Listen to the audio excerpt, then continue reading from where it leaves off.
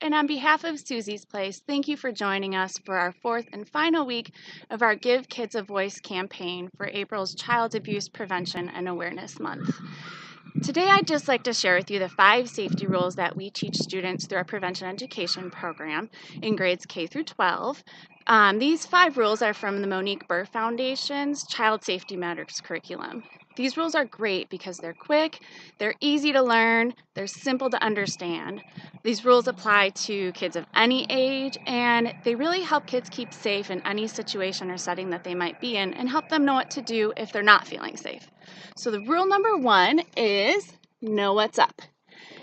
We remind kids that it's important for them to memorize things like their home address, the names of the people that live in their home, phone numbers of people that they could call if they need help, but also just to pay attention to the things that are happening around them, knowing what's happening in the setting that they're in, who's surrounding them, and if that's online or in person.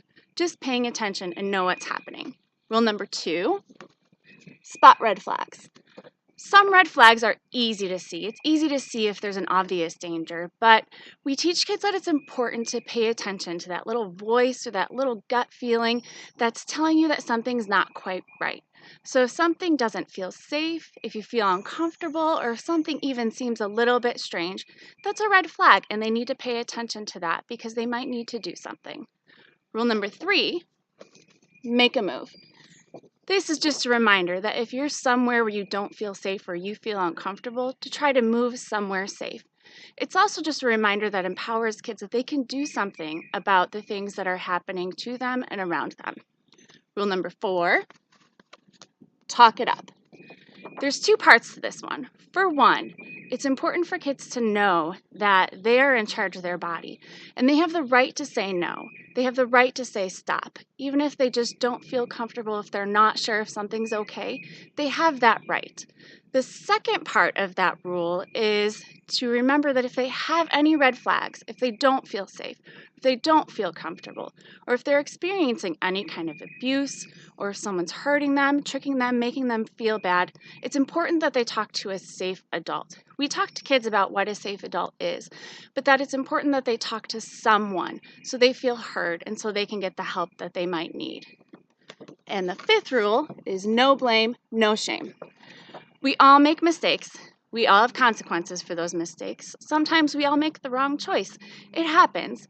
But it's important for kids to know that if someone else is making the choice to hurt them, abuse them, trick them, make them feel bad, or even if they just don't feel comfortable, they are not to blame for that. Someone else made that choice and that wasn't their choice. So they're never to blame if someone else hurts them, tricks them, or makes them feel bad. The second part of that rule is no shame. We all feel bad when bad things happen or if we make the wrong choice. But our safe adults shouldn't make us feel more shame. They shouldn't make us feel worse for any situation that we're in. And if a child feels that way, or if they feel more shame after talking to someone, we encourage them to keep talking and to keep making sure that their voice is heard.